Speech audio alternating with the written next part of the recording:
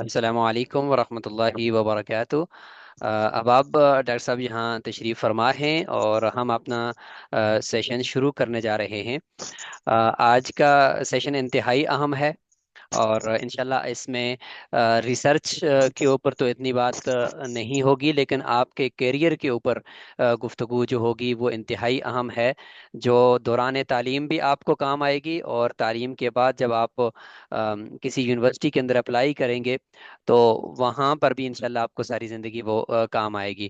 تو اس حوالے سے ہمارے ساتھ آج ڈاکٹر حافظ محمد حسین صاحب موجود ہیں، جو ایسوسیٹ پروفیسر ہیں الحمد اسلامک یونیورسٹی کے، اور سابق chairman department of Islamic studies, university of Lahore Sargodha campus. Director ہیں آپ بیت القرآن اکیڈمی انٹرنیشنل کے، اور آپ فاضل ہیں جامعہ دارالعلوم کراچی کے، اور متخصص ہیں آپ جامعہ بنوری ٹاؤن کراچی کے، اور آپ کی جو پی ایچ ڈی ہے وہ یونیورسٹی آف کراچی سے ہے۔ اور اسی طرح ڈاکٹر صاحب کے یونیورسٹیز کے طلباء کے لیے پروگرامات اور سیشنز چلتے رہتے ہیں، تدریس القرآن کریم کے رہنما اصول کے عنوان سے۔ اس کے علاوہ ڈاکٹر صاحب کی جو اپنی مہارت ہے ماشاءاللہ وہ ہے کیریئر کونسلنگ طلباء کی، جس کے اوپر یہ اپنی یونیورسٹیز کے اندر بھی کام کرتے ہیں، اور اس کے علاوہ بھی اگر کوئی طلباء کی ایک جماعت بن کر ایک کورس تشکیل دے دیا جائے جس میں آپ مستقل ڈاکٹر صاحب سے سیکھتے رہیں، تو اس کا سلسلہ بھی ہوتا ہے۔ مزید انشاءاللہ ڈاکٹر صاحب سے جاننے کی کوشش کریں گے کہ وہ کس ترتیب سے طلباء کی کیریئر کونسلنگ کرتے ہیں، یا اس کی اہمیت کیا ہے، اور یہ کیوں ہونی چاہیے، ہونی بھی چاہیے یا نہیں ہونی چاہیے۔ انشاءاللہ یہ ساری اہمیت کی باتیں بھی آج ہمیں سننے کو ملیں گی، اور ڈاکٹر صاحب ہی ہمیں نیا پلان دیں گے کہ آگے کس ترتیب سے آپ سب اور ہم سب کی وہ تربیت کو لے کر چلیں گے۔ ڈاکٹر صاحب السلام علیکم ورحمۃ اللہ وبرکاتہ۔ جی وعلیکم السلام ورحمۃ اللہ وبرکاتہ۔ جی ڈاکٹر صاحب آپ اپنی گفتگو شروع کر سکتے ہیں۔ جی بسم اللہ الرحمن الرحیم، الحمد للہ رب العالمین، والصلاة والسلام علی سید الانبیاء والمرسلین وخاتم النبیین۔ سب سے پہلے تو میں شکر گزار ہوں مدرسہ.com انتظامیہ کا کہ جن کے توسط سے ہماری اور آپ حضرات کی آپس میں ملاقات ہو رہی ہے۔ اللہ تعالیٰ کا نظام ہے، کچھ اسباب بنتے ہیں، حالات بنتے ہیں، اور انسان کی زندگی میں بہت سارے لوگ آتے ہیں، اور اس کی زندگی پر جو ہے وہ لوگ اثر انداز ہوتے ہیں۔ کسی وقت ہمارے والدین نے کہیں ہمارا داخلہ کروایا تو اس وقت کے اساتذہ جو ہے وہ ہماری زندگی میں اثر انداز ہوئے، پھر اگلی زندگی کے اندر اسی طرح مختلف حالات و واقعات کے اندر انسان بہت سارے لوگوں سے ملتا ہے، اور پھر وہ ایک دوسرے پر جو ہے وہ اثر انداز ہوتے ہیں۔ یہ جو پلیٹ فارم ہے اس حوالے سے آج کل کے طلباء کے لیے بہت زیادہ نعمت ہے۔ جس وقت ہم پڑھ رہے تھے اس وقت یا تو ہمارے استاد جو پڑھانے والے تھے وہ رہنمائی فرماتے تھے، یا پھر ہمیں خود چل پھر کر جو ہے وہ لوگوں سے مل کے بات کر کے، سوال کر کے، جواب کر کے، پیچھے پڑھ کے پوچھنا پڑتا تھا، سیکھنا پڑتا تھا، سمجھنا پڑتا تھا۔ اس میں پھر جواباً کبھی کبھی ہمیں ایک طرح کا رویہ سامنے آتا، کبھی دوسری طرح کا، کبھی تیسری طرح کا۔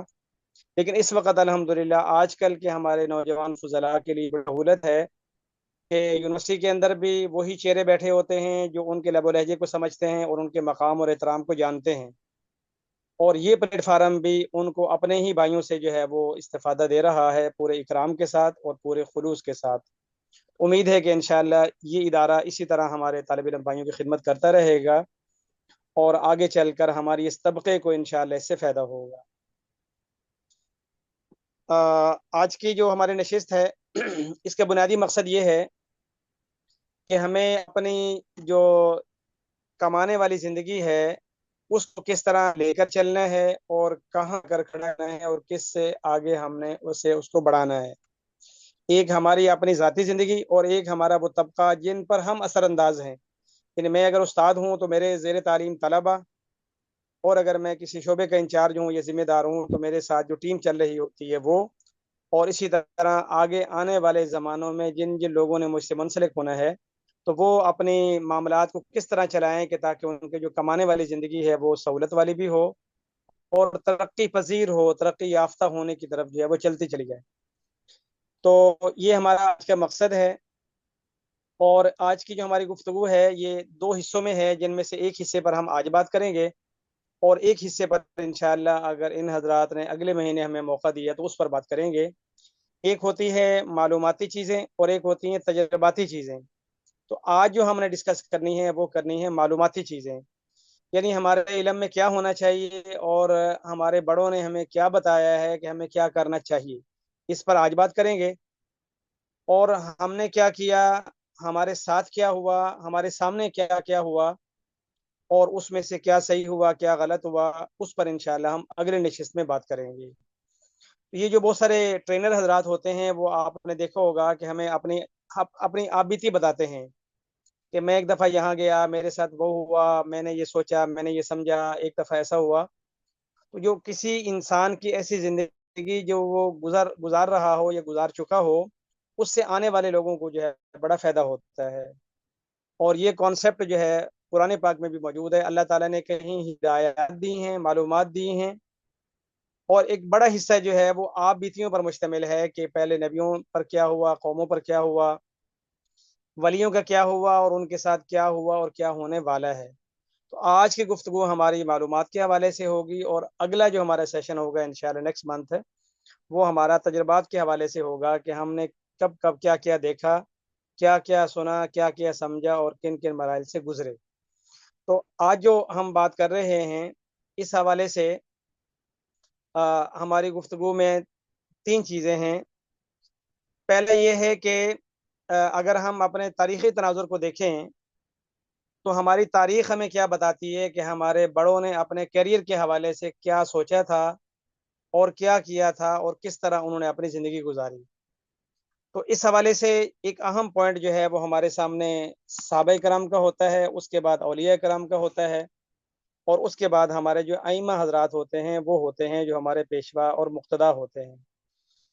تو اس حوالے سے اگر ہم انبیاء کرام کو دیکھیں تو پراپر اللہ تعالیٰ نے ان کے ساتھ جو معاملات فرمائے اس میں ان کی خدمات اپنی جگہ تھی، لیکن ان کا جو معاملہ تھا روزگار کے حوالے سے وہ اپنا رہا۔ اس میں قرآن پاک ہمیں بتاتا ہے کہ حضرت سلیمان علیہ السلام کے لیے اللہ تعالیٰ نے وَأَلَنَّا لَهُ الْحَدِيدَ أَنِ اعْمَلْ سَابِغَاتٍ وَقَدِّرْ فِي السَّرْدِ وَاعْمَلُوا صَالِحًا، کہ انہوں نے یہ صنعت سیکھی کہ زرہیں کیسے بنانی ہیں، اور پھر اللہ تعالیٰ نے ان کی مدد فرمائی، اور اس مدد کے تحت جو ہے وہ کام کرتے تھے، اور اس سے اللہ تعالیٰ ان کو روزگار دیتا تھا اور اس سے وہ فائدہ اٹھاتے تھے۔ اور اختصاراً اگر ہم بات کو لے کر آئیں جناب نبی کریم صلی اللہ علیہ وسلم پر، تو آپ کی زندگی میں تجارت بھی ہے، اور آپ کی زندگی کے اندر جو ہے وہ بکریوں کو چرانا بھی ہے۔ اس سے معلوم ہوا کہ اول تا آخر جو ہے وہ انبیاء کرام جو ہے وہ اپنے القاسب و حبیب اللہ کے تحت جو ہے وہ کسب کرتے رہے ہیں اور اللہ کے دوست بنتے رہے ہیں۔ اور اس پر باضابطہ رسول اللہ صلی اللہ علیہ وسلم کے پیشے کے نام سے، یعنی آپ صلی اللہ علیہ وسلم کے ذرائع معاش کیا تھے، اس پر باقاعدہ علماء نے کتابیں بھی لکھی ہیں، اور ڈاکٹر یاسین مدر صدیقی صاحب نے جہاں سیرت کے اور موضوعات کو زیر باس لائے ہیں تو وہیں پر پاک پیغمبر کے معاش کو بھی زیر باس لائے ہیں، اور غیر مسلموں نے بھی پاک پیغمبر کے معاش کے حوالے سے بات کی، تو وہ ان کی جو اختیاری زندگی تھی وہاں پر معاش کی کوشش رہی، اور جب اللہ تعالیٰ نے ان کی ذمہ داریاں زیادہ کی تو پھر اللہ تعالیٰ نے ان کے لیے جو ہے وہ معاش کے ذرائع پیدا فرما دیے، جیسے مال فہ وغیرہ۔ اور صحابہ کرام تو باضابطہ طور پر جو ہے وہ دو حصوں میں تقسیم ہے، ایک تاجر طبقہ ہے رضی اللہ عنہ مجمعین، اور ایک جو ہے وہ زراعت پیشہ طبقہ ہے، یعنی مہاجر اور انصار۔ اور اسی وجہ سے اللہ تعالیٰ نے جب سورۃ جمعہ میں جمعے والی آیات نازل فرمائی، اذا نودی للصلاۃ من یوم الجمعۃ فاسعوا الی ذکر اللہ وذروا البیع، تو یہاں پر وذروا البیع فرمایا کہ تجارت کو چھوڑ دو، اور پھر اس کے بعد فرمایا کہ فَإِذَا قُضِيَتِ الصَّلَاةُ فَانتَشِرُوا فِي الْأَرْضِ وَابْتَغُوا مِن فَضْلِ اللَّهِ، کہ جب نماز جمعہ ہو جائے تو اب زمین میں پھیل جاؤ، اللہ کا فضل تلاش کرو، اور اس کے اندر جو ہے وہ آپ کوشش کرو۔ اس لحاظ سے صحابہ کرام کا بھی جو ماضی ہے ہمارے سامنے وہ یہ ہے کہ برابر درجے میں باضابطہ طور پر جو ہے وہ ذرائع معاش کو اپناتے تھے، اور اس کے ساتھ ساتھ اپنی الہیت اور تقوی اور اس چیزوں کو بھی پیش نظر رکھتے تھے۔ اسی طرح ہمارے علماء کرام نے جب ہم ان کے حالات کو پڑھتے ہیں تو کہیں پر ہم امام قدوری رحمۃ اللہ علیہ کے ساتھ قدوری شریف کا تذکرہ پڑھتے ہیں کہ یہ قدوری شریف ہے اور اس کے اندر جو ہے وہ یہ چیزیں آئی ہیں۔ لیکن ساتھ ہمیں اساتذہ بتاتے ہیں کہ قدوری کا مطلب یہ ہے کہ وہ ہنڈیے کا کاروبار کرتے تھے، یعنی کمہاروں والا کام کرتے تھے، مٹی کے برتن۔ یہی معاملہ امام صاحب ابو حنیفہ رحمۃ اللہ علیہ کا ہے کہ وہ کپڑے کی تجارت فرماتے تھے۔ اس سے معلوم ہوتا ہے کہ ہمارا جو ماضی ہے وہ سارے کا سارا قولاً اور فعلاً ہمیں سبق دے رہا ہے کہ ہم نے اپنے کیریئر کا خیال کرنا ہے، خیال رکھنا ہے، کیریئر کو اپنانا ہے، کیریئر کو بنانا ہے اور کیریئر کو ترقی دینی ہے۔ اور امام صاحب کے کاروبار کے توسط سے آپ کا بہت بڑا طبقہ جو علمی حلقہ تھا طلباء کا، وہ اس سے مستفید ہوتا تھا۔ اس سے معلوم ہوا کہ ہمارے ماضی کا جو سبق ہے وہ صرف یوں نہیں ہے کہ بھئی ہم نے دینی خدمات کو ساتھ رکھتے ہوئے معاش کی فکر کرنی ہے، بلکہ بہت سارے اور لوگوں کے لیے کفالت کا ذریعہ اور سبب بننا ہے۔ یہ میں نے تھوڑا سا ماضی کے حوالے سے عرض کیا کہ ہمارے سامنے کبھی کبھی ایسے اکابر یا اولیاء اللہ آتے ہیں جو اللہ اللہ کرنے کے لیے یا تو پہاڑوں پہ چلے گئے یا پھر خانقاہوں میں بیٹھ گئے، تو ہمیں ایسا لگتا ہے کہ شاید فارغ رہنا یا کام نہ کر کے اللہ اللہ کرنا یہ اصل ولایت ہے، اور کام کر کے اللہ اللہ کرنا یہ دوسرا درجہ ہے۔ نہیں، اول درجہ یہ ہے، اور دوسرا درجہ وہ ہے کہ اگر انسان کی ذمہ داریاں اتنی بڑھ جائیں کہ اگر وہ معاش کے لیے جائے گا تو اس کی وجہ سے بے شمار طبقے کا حرج ہوگا، تو وہ ایک الگ معاملہ ہے۔ لیکن اگر ہم ماضی کے اندر بھی اگر اپنے حضرات کو دیکھیں تو وہاں پر پیر ذوالفقار احمد نقشبندی دامت برکاتہم فرماتے ہیں کہ میں انجینئر تھا، اور میں نے یہ سوچا ہوا تھا کہ اتنا زمانہ میں انجینئرنگ کروں گا، ساتھ اللہ والا بنوں گا، اور اس کے بعد پھر اللہ والے لوگوں کو اللہ سکھاؤں گا۔ تو اسی طرح ہمارے جو بڑے حضرات گزرے ہیں، میں نے اگر ان کی زندگی اور حالات کو دیکھا ہے تو ان حضرات کا جو طریقہ کار تھا وہ بھی اس طرح کا تھا کہ حتی الامکان ان کی خواہش تھی کہ ہمارا روزگار ہو اور ساتھ ساتھ دین کی خدمت ہو۔ اب ہمیں کیا کرنا چاہیے، اس حوالے سے ہم تھوڑا سا اپنی زندگی کو ایک زمانے سے اوپر کی طرف لے آتے ہیں، کس کس عمر کے کس حصے میں کیا کیا کر لینا چاہیے، اس پر بات کرتے ہوئے میں تھوڑا سا آگے چلوں گا۔ تو وہاں جا کر آپ نے ماضی قریب کے حضرات تھے یا ہیں، ان کے زندگیوں کو ہم سامنے رکھ کر جو ہے وہ اپنے لیے کیریئر کا تعین کریں گے۔ تو میں یہ سمجھتا ہوں کہ سب سے جو اہم چیز ہے وہ ہوتی ہے ہماری کم عمری کا زمانہ اور اس کم عمری کی کامیابیاں۔ بہت سارے حضرات ایسے ہیں جو 10ویں جماعت تک پڑھتے ہیں یا اسی طریقے سے حافظ بنتے بنتے 5 سال 7 سال لگا دیتے ہیں، پھر عالم بنتے بنتے 10 12 سال لگ جاتے ہیں۔ اس طرح زندگی کا تقریباً 20 سے 25، 25 سے 30 اور 30 سے 32، 33 سال تک کا کبھی کبھی زمانہ ہمارا سارے کا سارا سیکھنے اور پڑھنے پہ لگ جاتا ہے۔ اس کے برعکس ایک طبقہ وہ ہوتا ہے جو ارلی ایج حافظ بن جاتا ہے، ارلی ایج وہ میٹرک بھی کر لیتا ہے، ارلی ایج وہ عالم بھی بن جاتا ہے، اور ارلی ایج ان کا تخصص اور ان کی اصلی تعلیم بھی جو ہے وہ مکمل ہو جاتی ہے۔ اس طرح کے حضرات کی زندگی کے دو فائدے ہوتے ہیں، ایک تو ان کی اپنی زندگی سے اور بہت سارے لوگوں کو صحیح فائدہ مل جاتا ہے، نمبر دو وہ اپنی زندگی سے بھی بہت سارا فائدہ اٹھا لیتے ہیں۔ ان کے ماں سوا جو حضرات ہوتے ہیں جو بڑی ایج میں کام کرتے ہیں، ان کے پاس چونکہ زندگی بعد میں تھوڑی بچتی ہے، تو نتیجہ تن وہ اس سے وہ لوگوں کو فائدہ نہیں دے پاتے جو چھوٹی عمر میں سیکھا ہوا سمجھا ہوا فائدہ دے سکتا ہے۔ ابھی مثال کے طور پر ہمارے شیخ الاسلام مفتی محمد تقی عثمانی صاحب ہیں، تو انہوں نے کم عمری میں عالم فاضل ہو گئے، ساتھ ہی فراغت کے فوراً بعد عصری علوم بھی کر لیے، تو ابھی وہ تھوڑی عمر میں تھے کہ جس سے وہ استاد بھی ہو گئے۔ اور اگر ہم پیچھے چلے جائیں تو امام شافعی رحمۃ اللہ علیہ بھی اپنے 20 21 سال 22 سال کی عمر میں جو ہے وہ عالم فاضل ہو کر محدث اعظم بن گئے، اور ایک دن وہ حدیث پاک پڑھا رہے تھے جس میں دو چڑیا کھیلتی ہوئی ان کے پاس آ کر گری، اور انہوں نے وہ ان کے اوپر اپنی پگڑی ڈال کر چڑیوں کو پکڑ لیا۔ تو ان کے ایک بڑی عمر کے شاگرد نے کہا کہ الصبی صبی ولو کان ابن نبی، کہ بچہ بچہ ہوتا ہے، بچہ بچہ ہی ہوتا ہے چاہے وہ نبی کا بیٹا ہی کیوں نہ ہو۔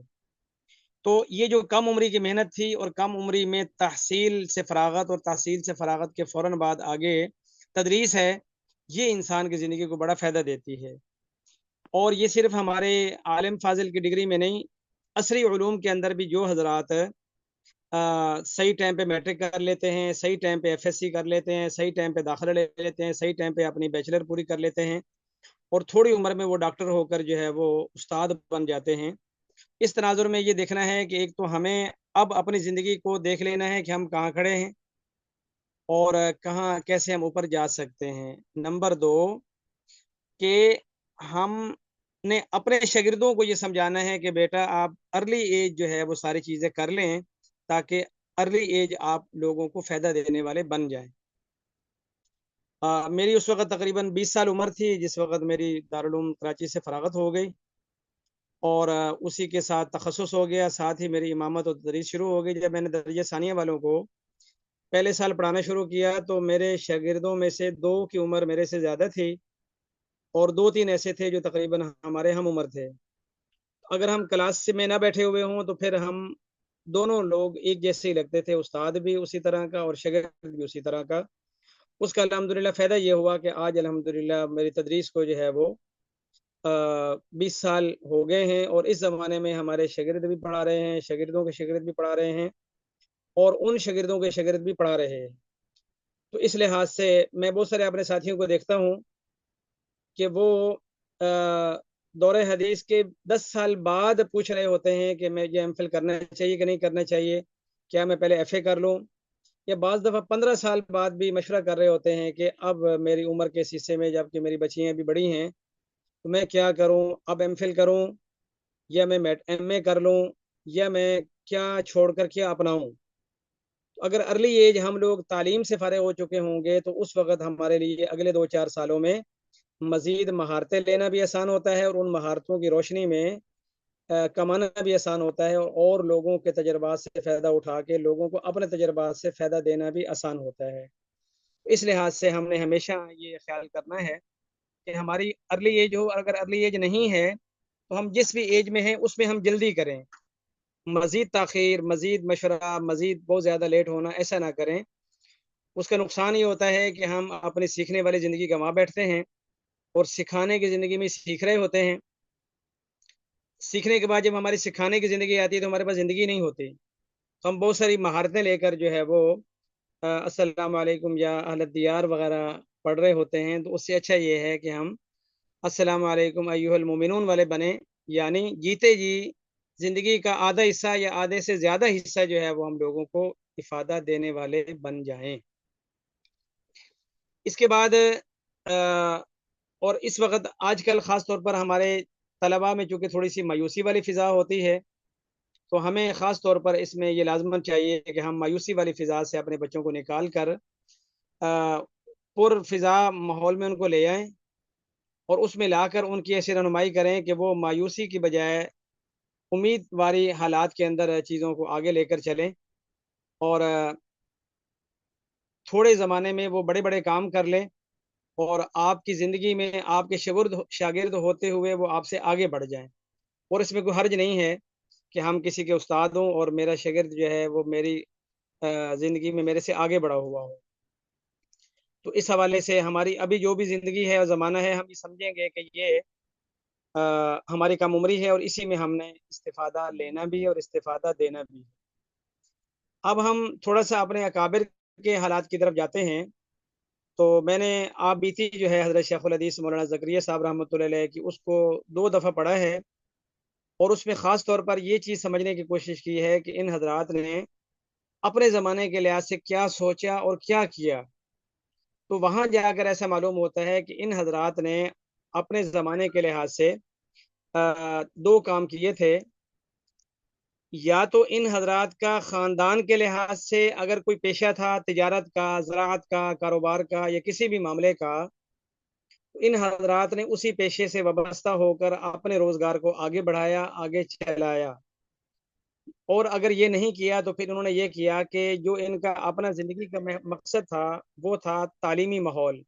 تو تعلیمی معاملات میں جو معاون چیزیں تھیں ان حضرات نے اپنا کیریئر اس کے ساتھ منسلک کر لیا۔ مثال کے طور پر کتابیں لکھنا، اب کتاب لکھنا، کتاب کا چھپنا اور کتاب کا بکنا ان کی زندگی کا کام بھی چونکہ تعلیمی تھا، اور انہوں نے تدریس کے ساتھ ساتھ تصنیفی کام کو ترجیح دی۔ نمبر 2، اس زمانے میں کتابت جو ہے وہ معاون ہوتی تھی، اور لوگوں کو کتاب لکھ کے دینا یہ ایک عمل تھا، یہ حضرات اس کو روزگار بنا لیتے تھے۔ اسی طرح کتابیں بیچنا، کتب خانے میں کام کرنا، لائبریریوں کے اندر کام کرنا، اور اسی طریقے سے نشر و اشاعت کے اندر شامل ہو جانا۔ اس وقت ہمارے سامنے جو ایک بڑی مثال وہ دارالعلوم کراچی والے حضرات کی ہے کہ ان کا جو مکتبہ ہے، مکتبہ دارالعلوم کراچی، مکتبہ معارف القرآن، تو وہ آج بھی ان حضرات نے اپنے والد صاحب کے توسط سے اس کام کو آگے بڑھایا، اور آج بھی ان کی آمدنی جو ہے وہ اس کتابوں کے اشاعت والے کاروبار سے آ رہی ہے۔ اسی طرح ہمارے استاد محترم مولانا محمود اشرف صاحب تھے،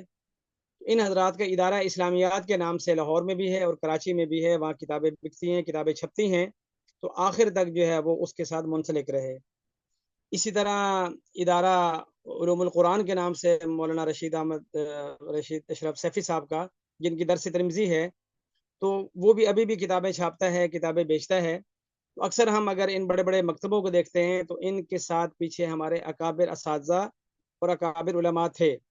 اس سے یہ معلوم ہوا کہ ہمارا جو روزگار یہ پیشہ ہے وہ دینی خدمت کے ساتھ ساتھ کاروباری چیزوں کو لے کے چلا جا سکتا ہے، چلایا جا سکتا ہے، اور اس کے ساتھ ساتھ وہ حضرات اپنی تدریسی خدمات کے ساتھ ساتھ، دینی خدمات کے ساتھ ساتھ اپنے کیریئر کو بھی لے کے چل رہے تھے، یا ان کا خاندانی پیشہ اور ہنر ان کے ساتھ شامل حال رہا، یا پھر تعلیم سے وابستہ جو شعبے تھے خدمات کے، اس میں انہوں نے خدمت انجام دے کر اپنے روزگار کو اپنایا اور روزگار کو بڑھایا۔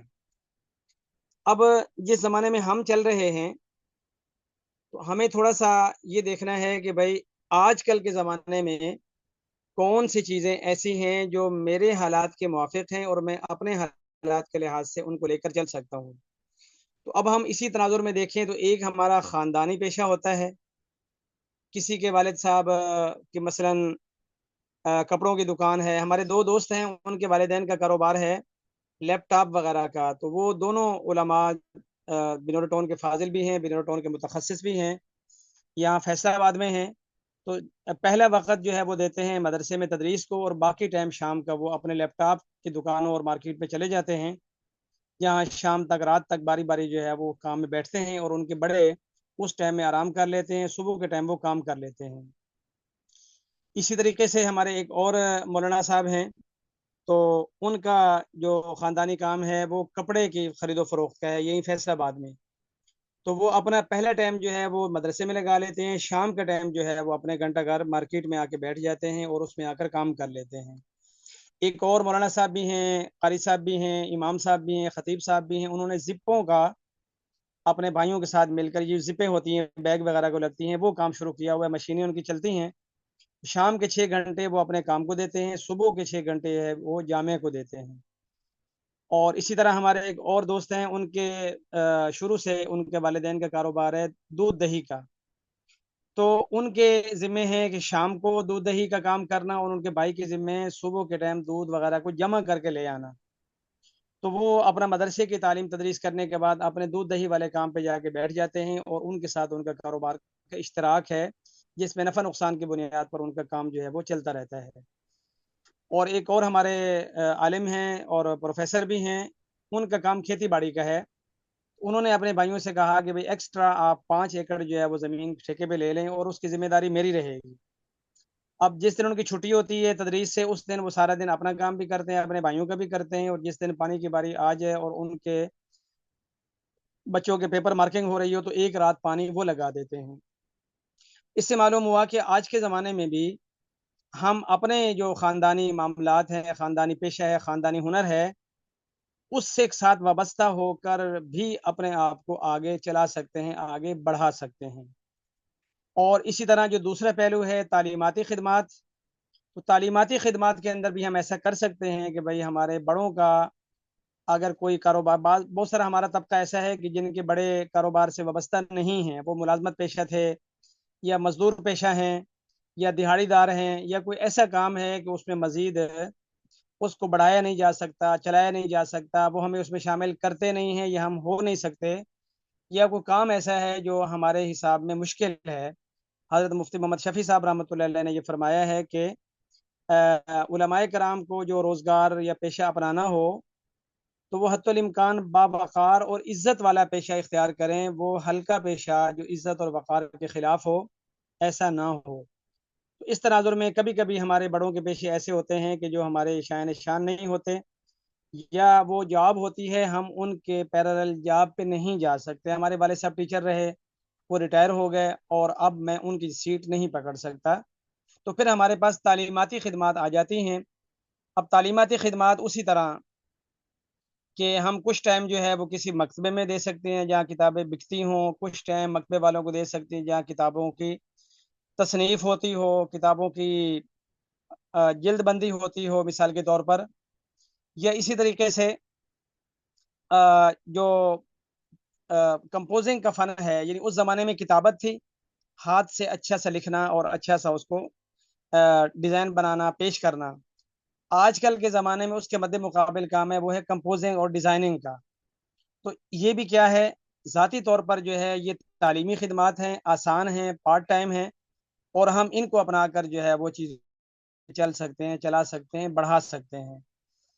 اور اس کے علاوہ اور زندگی کے بہت سارے شعبے ہیں جس کے لیے مستقل یعنی ڈگری چاہیے، مہارت چاہیے، اور اس کے ساتھ ساتھ اس کے ماہرین فن سے اس کو سیکھنا چاہیے.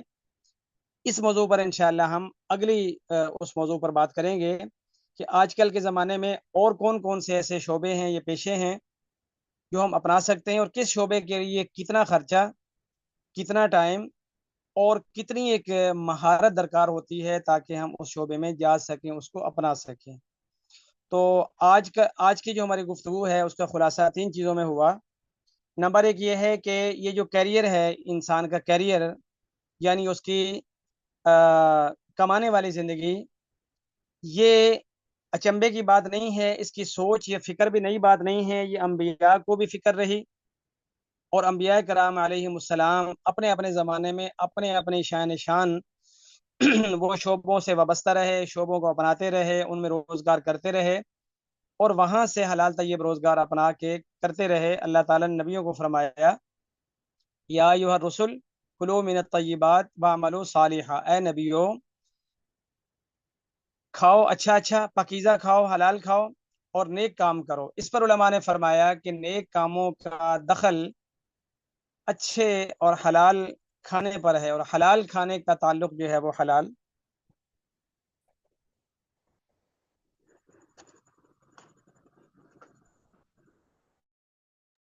جی ڈاکٹر صاحب آپ کی آواز آ رہی ہے؟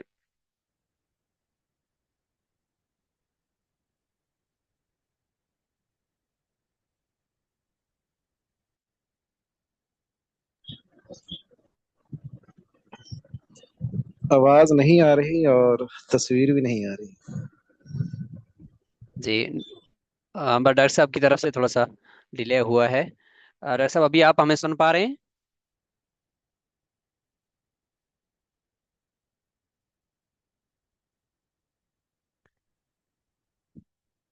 جی وہ موجود تو ہیں لیکن ان کی آواز نہیں آ رہی، کچھ ایشو ہوگا. ہم اس دوران ان سے رابطہ کر لیتے ہیں. آپ لوگ چیٹ باکس میں جو حاضری لنک ہے آپ کو پارٹیسپیشن کا سرٹیفکیٹ ایشو کرنے کے لیے، تو اس پہ کلک کر کے اپنا نام وہاں پہ درج کر دیجیے گا تاکہ آپ کو سرٹیفکیٹ اس کا دیا جا سکے. اور میں ڈاکٹر صاحب سے اس دوران رابطہ کر لیتا ہوں. ہم نے اگر اپنے آپ کو کرنا ہے تو تھوڑا بڑوں کو دیکھنا بھی چاہیے، بڑوں کو پڑھنا بھی چاہیے. ہم عام طور پر بڑوں کو یا پڑھتے نہیں ہیں یا دیکھتے نہیں ہیں، اور موجودہ زمانے کے لحاظ سے ہر چیز کو دیکھتے ہیں تو کبھی انہیں بہت زیادہ صحیح لگتی ہے اور کبھی کبھی بہت غلط لگتی ہے. تو ہمارے سارے نے یہ سمجھایا ہے کہ ہم بڑوں کو پڑھتے رہیں گے اور بڑوں کو دیکھتے رہیں گے، پھر ان کے نقشے پر چل بھی پائیں گے. تو اب انشاءاللہ ہم یہاں سے آگے آپ حضرات کے سوال و جواب کا سیشن شروع کرتے ہیں. بہت ساری چیزیں ایسی ہیں جو انسان بول کر نہیں سمجھا پاتا، جو ہم پوچھ کر سمجھ سکتے ہیں. ایک بندے کا اچھا سوال جو سب کو فائدہ دے سکتا ہے. بہت بہت شکریہ ڈاکٹر صاحب. یقیناً گفتگو آپ کی جو جو مغز تھا وہ لب لباب آ چکا تھا. ابھی سوالات جوابات ہی ہیں، تو میں گزارش کروں گا کہ اب آپ اپنا ہینڈ ریز کر لیں تاکہ ایک ایک سوال لیا جائے. مختصر سوال رکھیے گا تاکہ سب کو باری دی جا سکے. جو آج کے سیشن کے حوالے سے جیسے میں نے بھی خلاصہ پیش کر دیا آپ سب کے سامنے، تو ایک معاشی حالت ایسی چیز ہے کہ جو اگر اچھی ہو تو انسان بہت بہت کچھ کر سکتا ہے اس کے ساتھ ساتھ، اور اگر وہ اچھی نہ ہو تو انسان کے لیے نہ صرف وہ معاشی جو مسائل ہیں وہ کھڑے ہو جاتے ہیں، بلکہ علمی مسائل بھی انسان کے لیے پیدا ہو جاتے ہیں۔ تو آج کے سیشن اس حوالے سے بہت ہی بہترین ہے اور اہمیت کا حامل ہے۔ تو سب سے پہلے ہینڈ ریز کی ہے حافظ بابر حسین ستی صاحب نے۔ تو حافظ صاحب آپ اپنا سوال رکھیے گا۔ السلام علیکم ورحمۃ اللہ وبرکاتہ۔ وعلیکم السلام۔ جی ڈاکٹر صاحب سے میرا سوال وعلیکم السلام۔ ہے کہ جس طرح ہم کتابوں کے اندر پڑھتے ہیں اور دیکھتے بھی ہیں کہ جو قدیم جو ہے وہ علماء کرام ہیں، وہ یا محدثین تھے، جو ائمہ تھے، وہ اپنا ساتھ کاروبار کرتے تھے، اور جب ہم لوگوں کو واعظ کرتے ہیں تو اس میں ہم اس کی مثالیں بھی دیتے ہیں۔ لیکن آج عصر حاضر میں ہم لوگ جو ہے وہ خود عملی طور پر ان چیزوں سے جو ہے وہ بہت زیادہ دور ہو چکے ہیں، تو اس کی ایک وجہ کیا ہے؟ بس اس کی میرے خیال میں دو وجہ ہیں۔ ایک تو وجہ یہ ہے کہ اس زمانے کے جو ماحول اور حالات تھے وہ اس طرح کے تھے کہ بھائی ہر آدمی، ہر استاد جو ہے وہ اپنے گھر میں رہتا تھا اور قریب والی مسجد میں نماز پڑھتا تھا، اور نماز میں آ کر ایک ٹائم انہوں نے طلباء کے لیے مختص کیا ہوتا تھا، زور کے بعد یا مغرب کے بعد یا فجر کے بعد، اور اس کے بعد طلباء بھی اپنے اپنے ٹھکانوں پہ چلے جاتے تھے اور استاد محترم بھی اپنے مطالعے کے لیے یا اپنے روزگار کے لیے فارغ ہو کر اپنے کام میں لگ جاتے تھے۔ اس طرح کا مدارس کا باضابطہ منظم نظام، تنخواہیں، رہائش، کھانا اس طرح کا نہیں تھا، تو آٹومیٹکلی جیسے تبلیغ والے حضرات ہیں آج کل کہ تبلیغ کرتے ہیں، تبلیغ کر کے چلے لگا کے 4 مہینے لگا کے گھروں کو چلے جاتے ہیں، پھر پیٹرول پمپ ہو، مزدوری ہو، تجارت ہو، واپس چلے جاتے ہیں۔ ہمارا جب زمانہ آیا ہے تو یہاں پر چونکہ یہ مستقل ایک شعبہ ہے، تنخواہ ہے، رہائش ہے، کھانا ہے، مراعات ہیں، خطابت ہے، تو ایک تو اس زمانے کا ماحول اور اس زمانے کے ماحول کا فرق ہے۔ دوسری بات یہ ہے کہ یہ ہمیں لگتا ہے کہ اس زمانے میں تجارت سے وابستہ ہوتے تھے، آج نہیں ہوتے، ایسا نہیں ہے۔ اس زمانے میں بھی جن ائمہ کا خاندان کاروبار میں تھا تو وہ اپنے خاندان کے ساتھ کاروبار میں شریک ہو جاتے تھے، جیسے خود پاک پیغمبر صلی اللہ علیہ وسلم چچاؤں کے ساتھ شام کے سفر میں تجارت کے لیے چلے گئے تھے۔ آج بھی جن جن علماء کرام کے بھائیوں کا کاروبار ہے، والد کا کاروبار ہے، سسر کا کاروبار ہے، سانڈووں کا کاروبار ہے، سالوں کا کاروبار ہے، بہنوئیوں کا کاروبار ہے، تو وہ آلموسٹ اس میں وابستہ ہیں، لیکن ہمارے سامنے وہ اس لیے نہیں آتے کہ وہ کاروبار میں مصروف ہوتے ہیں۔ ہمارے سامنے زیادہ تر ہمارے جیسے لوگ آتے ہیں جن کا خاندانی بیک گراؤنڈ کاروباری نہیں ہوتا، تو نتیجتاً وہ ایک نئی زندگی نئے سرے سے شروع کرنا چاہتے ہیں۔ اور یہ معاملہ صرف ہمارے دینی بھائیوں کا نہیں ہے، ہم چونکہ ادھر کالج یونیورسٹی میں بھی ہیں تو یہاں پر بھی ایک بہت بڑا طبقہ اسی حوالے سے پریشان ہے کہ زور کے بعد وہ کالج سے تو آ جاتے ہیں، لیکن اس 25,000 میں ان کا گزارا نہیں ہوتا، 45 میں، 50 میں، اس میں سے پھر جن ٹیچروں کے خاندان کی زمین ہے یا کاروبار ہے وہ اس میں کھپ جاتے ہیں اور باقی ہماری طرح ٹیوشن وغیرہ ڈھونڈ رہے ہوتے ہیں۔ تو سچویشن تب اور اب تقریباً ایک ہے، سوائے اس کے کہ اس زمانے کا ماحول اور تھا، آج کے زمانے کا ماحول اور ہے۔ شاید میں جواب صحیح دے پایا ہوں یا بہت شکریہ ڈاکٹر صاحب۔ یعنی بہت سارے علماء کرام بھی اپنے رشتہ داروں کے ساتھ یا خود اپنے ذاتی کاروبار میں مشغول رہتے ہیں، لیکن ظاہر ہے کہ وہ بتا نہیں رہے ہوتے۔ اور دوسرا یہ کہ زمانوں کے اعتبار سے جو جو ماحول ہے ظاہر ہے اس میں بھی تبدیلی آ جاتی ہے، اور علماء کرام کے جو کمانے کا جو انداز ہے وہ ظاہر ہے اس میں بھی تبدیلی آ جاتی ہے۔ بہرحال اس کو موجودہ دور کے اندر اگر ہم دیکھیں تو اس میں پھر بھی ایک عالم دین کے لیے اتنی معاشی حالت بہتر ہونا ضروری ہے کہ جس کی وجہ سے اس کی کسی علمی کام کے اندر رکاوٹ نہ ہو، اور وہ علمی اس کی جو سرگرمیاں ہیں وہ بھرپور طریقے سے جاری و ساری رہیں۔ ہم اگلا سوال لیں گے میاں علی احمد صاحب کا۔ جی میاں صاحب۔ جی السلام علیکم۔ سب سے پہلے تو ڈاکٹر صاحب بہت شکریہ، بہت اچھی گفتگو رہی ماشاءاللہ۔ میرا سوال یہ ہے کہ کیا جیسے ہم آپ کی آواز ابھی سلو ہو گئی ہے۔ سوری، اب آ رہی آ، ہے میری آواز؟ اگر آپ دوبارہ موبائل بولیے سے گا، ہیں، سمجھ نہیں اگر آپ موبائل سے ہیں تو موبائل کے جو نیچے باٹم پہ مائک ہوتا ہے نا بولنے کا، تو وہاں پہ ہاتھ اگر ہوگا پھر نہیں آواز آئے گی۔ اب میری آواز ٹھیک ہے؟ نہیں، سلو ہے۔ جی، وہ دوسرے ساتھی سوال کر رہے تھے، اگر ان سے لینے تو میں اس سے بات کرتا ہوں. میں ہیڈ فون ہے، میں ذرا اس کو ڈسکنیکٹ کرتا ہوں. ٹھیک ہے ٹھیک ہے، تب تک آپ کریں. نور محمد صاحب. السلام علیکم ورحمۃ اللہ وبرکاتہ. وعلیکم السلام. محترم، میرا سوال یہ ہے کہ جو علماء کرام، جو اساتذہ اپنی تعلیمی تدریسی سرگرمیوں کے ساتھ ساتھ اپنا بزنس کرتے ہیں، کاروبار کرتے ہیں، یا کوئی پارٹ ٹائم کام کرتے ہیں، تو ان کے پڑھنے کا، پڑھانے کا، تحقیق کا جو سلسلہ ہے، کیا وہ متاثر نہیں ہوتا؟ چاہیے کہ وہ تمام وقت ہی اپنی تعلیمی تدریسی سرگرمیوں میں دن رات یعنی مصروف رہیں، پڑھنے میں، پڑھانے میں، اور تمام وقت جو ہے صبح سے لے کر شام تک.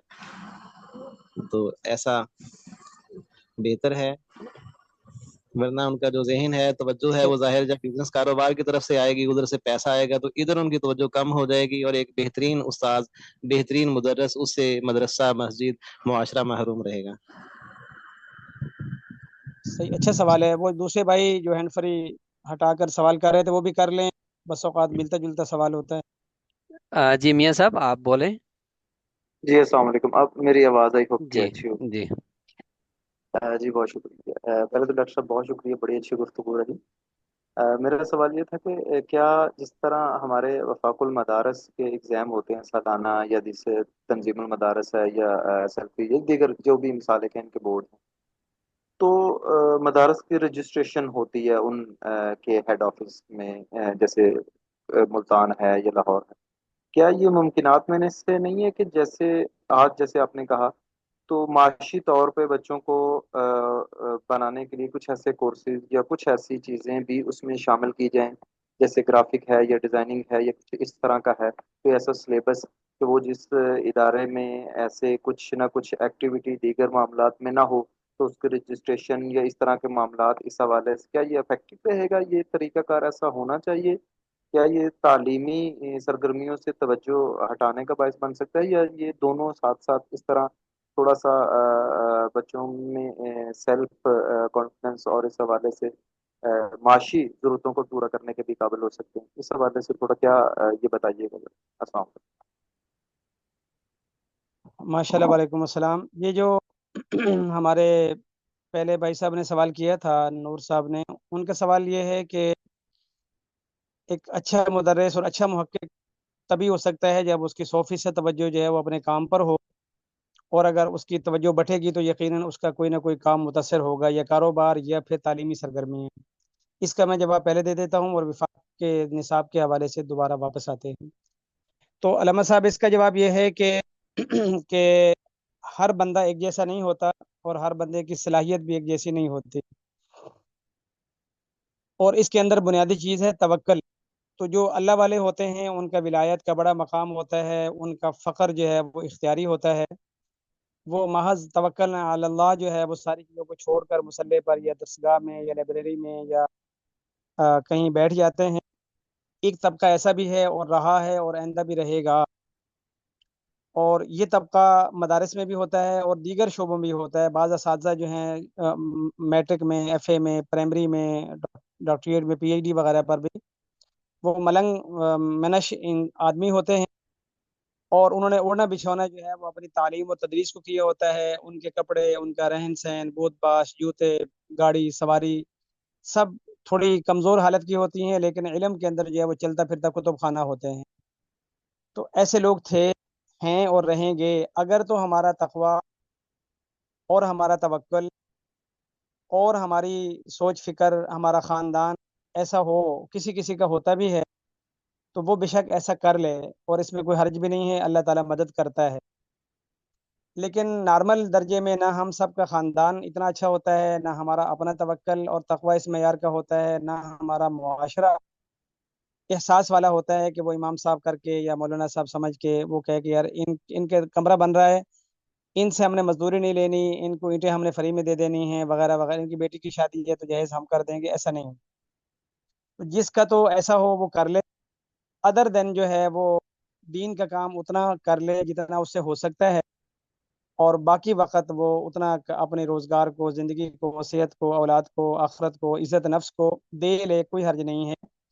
اللہ تعالیٰ کا دین ہے، मैं काम करूँगा, थोड़ा आप करेंगे, 4 बंदे 4 4 घंटे काम करेंगे तो वो 16 घंटे वो काम भी हो जाएगा, और बाकी हमारे जो तकरीबन 20 20 घंटे हैं हमारे काम में भी लग जाएंगे। तो यही मामला स्कूल कॉलेज का भी है, और बहुत सारे शोबों का है जो रफाही काम होते हैं। बहुत सारे तंजीमें हैं, कोई लोग खून जमा करते हैं, कोई लोग फ्लड वगैरह के मौके पर रजाकार पहुंचते हैं, तो वो लोग थोड़ा वक्त जो है वो रजाकाराना कामों को दे देते हैं, कुछ वक्त जो है वो अपने ज़ाती कामों को दे देते हैं। तो यूनिवर्सिटी के मामलात में भी बहुत सारे असातिज़ा ऐसे होते हैं जो सुबह से शाम तक खपते हैं, और जिस घर में उनकी पैदाइश होती है उसी घर से उनका जनाजा उठता है। तो ऐसा 1000 में से 5 बंदे हो जाएंगे, 10 हो जाएंगे, लेकिन हम जो बाकी 990 के बारे में बात कर रहे हैं, उनको कुछ ना कुछ अपना फिक्रमंदी करनी चाहिए। ठीक है मियाँ साहब, ये जवाब हो गया या इस पर कोई सवाल है?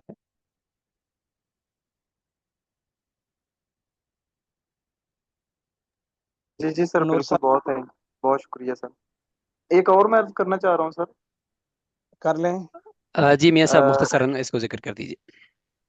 जी सर, जैसे गांव देहातों में ऐसी अपॉर्चुनिटीज नहीं होती जो हमारे आयमा हजरात हैं, उनके जी लिए जी अगर बिल्कुल। खेती बाड़ी नहीं है किसी की, तो वो क्या, कोई आप कोई आइडिया देना चाहेंगे कुछ ऐसा सर, कि अगर कोई आपके जहन में चल रहा वैसे मैंने अर्ज हो। किया कि नेक्स्ट में हमने बहुत सारे, यानी हमारे पास एक लिस्ट है इसी तरह की चीज़ों की, कि ये हो सकता है, उसमें से किसके सूटेबल कौन सा होगा वो वहां पर आ जाएगा।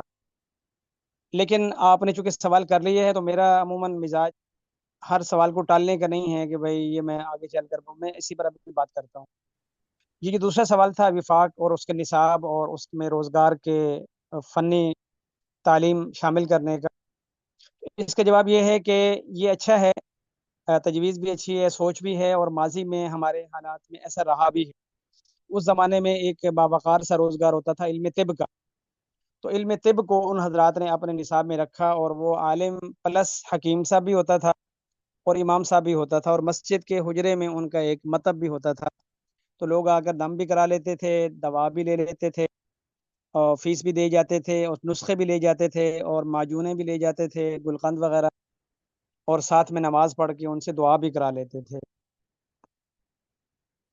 तो अभी विफाकुल मदारिस के तकरीबन जितने मदारिस हैं वो यहाँ तक तो पहुँचे हैं कि भाई हमें बेसिक तालीम अपने तलबा को दे देनी चाहिए। इस वक्त प्राइमरी, प्राइमरी से मिडल, और मिडल से मैट्रिक तक तकरीबन ये हजरात तालीमी में आ चुके हैं, और उसमें इनका ये ख्याल है कि चलो बेसिक हम दे दें, बाकी साथ पढ़ लेंगे या पढ़ के पढ़ लेंगे, लेकिन फ़िलहाल आलिम बनकर 9वीं में दाखिल ना हो। और इसी तरह जो फ़नून वगैरह के हवाले से मामला है, तो अभी कुछ कुछ मदारिस ने ऐसे कोर्सेज वगैरह शुरू कर लिए, जैसे हमारा ये बैतुलसलाम है तलागंग वगैरह में, उन हजरात ने भी अपने साथ कुछ काम शुरू किए हुए हैं। अभी कुछ दिन पहले कराची में माहद अल खलील वगैरह वाले हजरात हैं हजरत शेख के निस्बत से, उन हजरात ने भी कुछ कोर्सेज वगैरह एक्स्ट्रा करवाए थे। और इसी तरह दारुल उलूम कराची वालों ने भी अपने अंदर ही एक हिरा फाउंडेशन रखी है, एक हिरा कॉलेज रखा है, लेकिन फ़िलहाल दरस निज़ामी में ऐसा कोई शामिल नहीं है। मुमकिन है आगे चल के शामिल हो जाए, और यह हो सकता है कि ये हजरात कंबाइन सिस्टम शुरू कर लें, जिसमें असली तालीम भी हो या असली उलूम और फ़नून भी हो।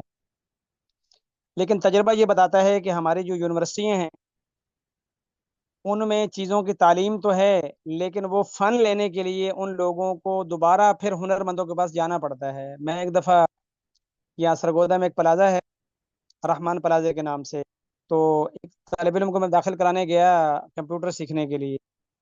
तो मैंने अपना तारुफ बताया, मैंने कहा सर मैं फ़लाँ जगह उस्ताद हूँ, सदर शोबा हूँ वगैरह वगैरह। मुझे कह रहा अच्छा अच्छा माशाल्लाह माशाल्लाह। मुझे ऐसा लगा जैसे वो पता नहीं जानता है। वो कह रहा है कि सर आपके बहुत सारे असातिज़ा के काम और बहुत सारे तलबा के काम मुझसे होकर जाते हैं। तो मैंने कहा कि यार वो तो हमारा तो बहुत बड़ा डिपार्टमेंट है, वहाँ कंप्यूटर का शोबा है।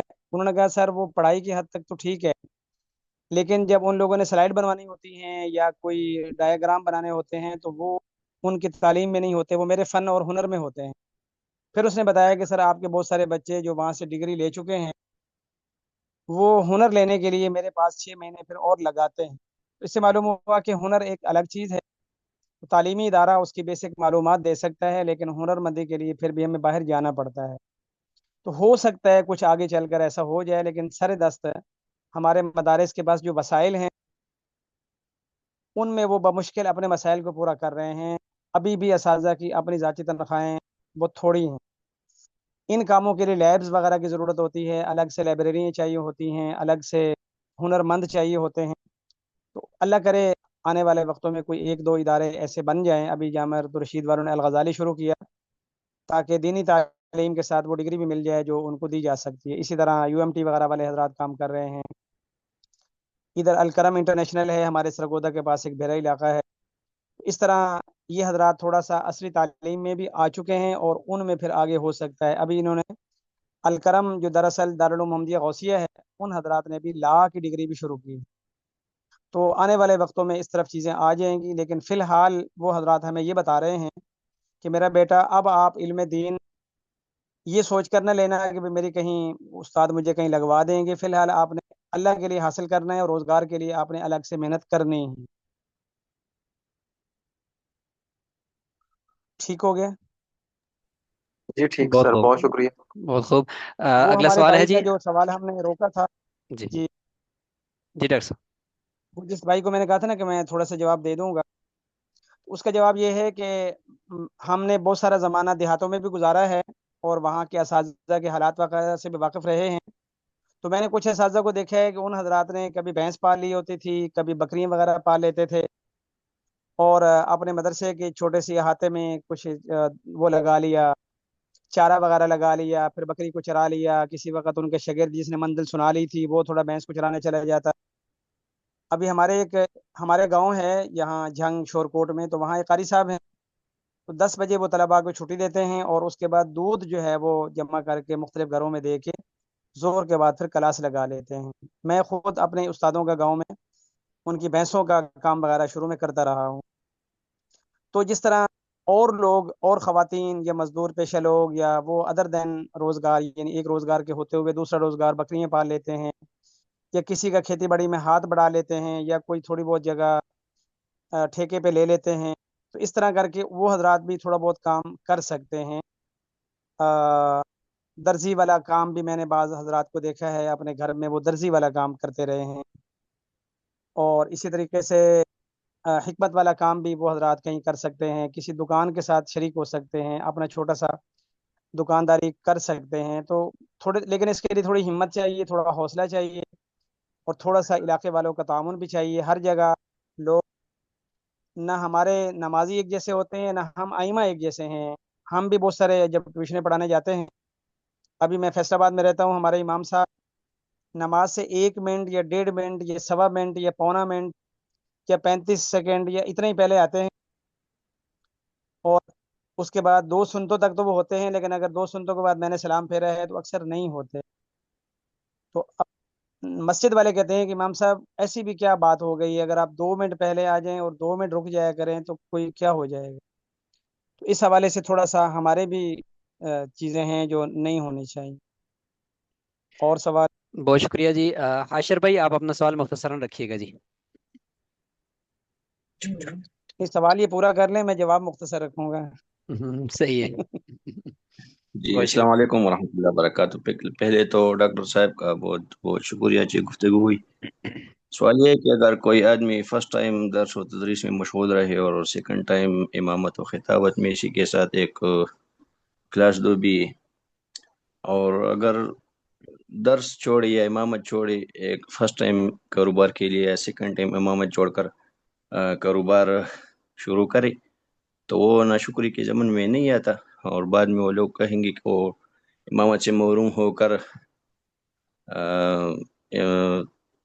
دودھ دہی میں مشغول رہے یا وہ بھینس بکریاں چرانے کے لیے۔ تو اگر اس کی رہنمائی دی جائے، جزاک اللہ۔ اس میں ہمارا یہ خیال ہے کہ بھائی وقت اور حالات ایک جیسے نہیں ہوتے، نہ ہمارے نہ علاقے کے۔ تو پہلی ترجیح تو یہ ہونی چاہیے کہ ہم کام کو چھوڑیں نہ، کام کو ساتھ ساتھ جاری رکھتے ہوئے فارغ ٹائم جو ہے وہ ہم ان کاموں پر لگا لیں۔ تھوڑی سی پابندی کرنی پڑتی ہے، تھوڑی سی اپنے آپ کو ٹینشن میں رکھنا پڑتا ہے، آرام تھوڑا سا قربان کرنا پڑتا ہے، اور وہ چیزیں چل جاتی ہیں، ہمارے اکابر میں ماضی میں بھی چلتی رہی۔ नंबर 2 ये है कि अगर वो 2 काम में से एक काम को छोड़कर एक नेकी का काम करता रहे और दूसरा रोजगार का काम करता रहे, तो इसमें वो महरूमी वाली या छोड़ने वाली कोई बात नहीं होती। और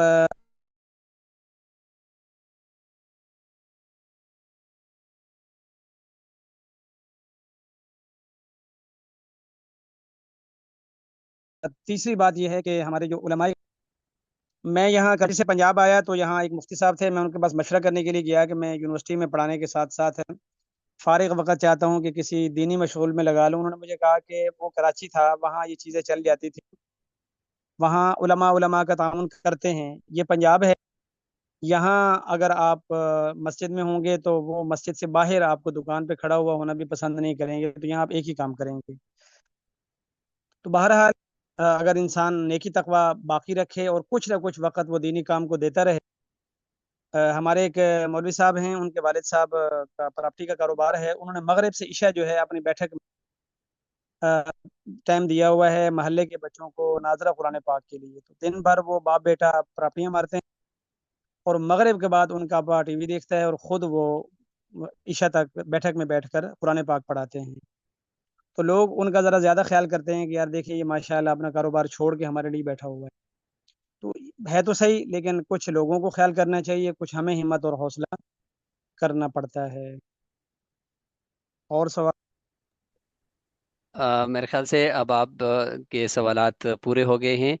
और नीचे सखलैन साहब ने चैट बॉक्स में लिखा है कि अगर कुछ कुतुब के नाम शेयर कर दिए जाएं जिनमें अम्बिया सुलहा के कस्ब माश की तफसीलात मौजूद हैं। इस हवाले से अगर डॉक्टर साहब कुछ रहनुमाई करें तो उसके बाद फिर हम इस सेशन को मुकम्मल कर लेंगे। इसमें एक तो मैंने अभी बताया था कि हमारे डॉक्टर यासिन मदर सिद्दीकी साहब गुजरे हैं अभी हालिया, कुछ अरसा उनका इंतकाल हुआ। इंडिया के अंदर बहुत बड़े प्रोफेसर डॉक्टर आलिम थे। इन्होंने सीरत के बहुत सारे जिहाद पर काम किया है, तो उसी के अंदर उन्होंने आप सल्लल्लाहु अलैहि वसल्लम के ज़राए माश पर भी काम किया है। और एक किताब मैंने बहुत अरसे पहले पढ़ी थी, उर्दू में ही थी और लगभग 200 से 300 सफ़ात की होगी। उसमें गालिबन उसका उन्वान था कि उलमाए कराम और रिज़्क़ हलाल, इस तरह।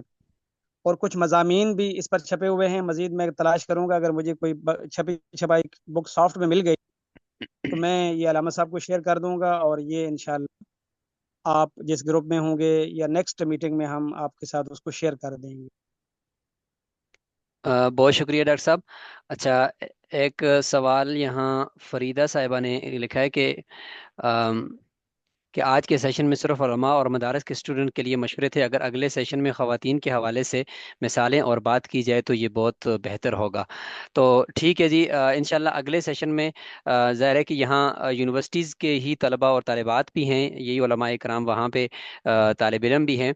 तो उलमा व आलिमात के हवाले से ही इंशाल्लाह ये सारी गुफ्तगू को अगली मरतबा में किया जाएगा। और बिलखुसूस ख़वातीन वाला जो पोर्शन है वो इस सेशन में शायद वो थोड़ा मिसिंग है, लेकिन ज़ाहिर है कि उसका एक अभी वक्त भी कम था, नहीं उसको कवर किया जा सका, लेकिन अगली मरतबा डॉक्टर साहब इसको इंशाल्लाह नोट कर रहे हैं। और इंशाल्लाह आगे मुत्तसिल चूँकि 10 दिन का ही हम वक्फा करते हैं हर एक सेशन के बीच में, तो अगले 10 दिन के बाद इंशाल्लाह जो सेशन होगा वो भी डॉक्टर मोहम्मद हुसैन साहब का ही होगा। और उसमें इंशाल्लाह यही दोनों मौज़ूआत यानी ख़वातीन वाला जो हिस्सा है कि वो अपनी इल्मी काविशों के साथ साथ या इल्मी खदमात के साथ साथ वो अपनी माशी हालत को घर में रहते हुए कैसे बेहतर कर सकती हैं। और इसके अलावा जो यूनिवर्सिटीज़ के अंदर आप पढ़ रहे हो तो उसके बाद आपके जॉब्स की और आपके जो कैरियर की चीज़ें हैं वो कैसे चलेंगी और उसमें क्या किया जा सकता है, उस हवाले से इंशाल्लाह डॉक्टर साहब अगले सेशन के अंदर गुफ्तगू फरमाएंगे। और ये चूँकि 2 सेशंस की बात तो है नहीं है, ये बाकायदा से काउंसलिंग का एक पूरा काम होता है। और इंटरनेशनल लेवल पर तो इसकी बड़े बड़े इदारे कायम हैं जो काउंसलिंग ही करते हैं, उनका और कोई काम नहीं होता। तो इस हवाले से फिर डॉक्टर साहब के मशवरे से आप लोगों को में से अगर किसी की चाहत हो तो बाकायदा इसके ऊपर कोई एक डॉक्टर साहब अपना एक फ्रेमवर्क पेश करें, तो उसके बाद एक अलग से एक क्लास भी बनाई जा सकती है जिसमें डॉक्टर साहब मुतादद कुछ सेशंस के अंदर ये चीज़ तलबा के सामने रखें और इसको जो अपनी महारतें हैं वो तलबा को तफसील से बताएं, न कि सिर्फ 1-2 घंटों की बात है। तो डॉक्टर साहब आपका बहुत शुक्रिया कि आपने इदारे के लिए वक्त दिया, अपने हम सब के लिए वक्त दिया, और यहाँ पे मौजूद तमाम शुरा شرکا و شریکات، آپ سب کا بھی بہت شکریہ کہ آپ نے اس سیشن کو اہمیت دی اور آپ پورے 1 گھنٹے تک اس سیشن میں شریک رہے۔ ملتے ہیں انشاءاللہ ہم اگلے سیشن میں۔ جزاکم اللہ خیرہ۔ السلام علیکم ورحمۃ اللہ وبرکاتہ۔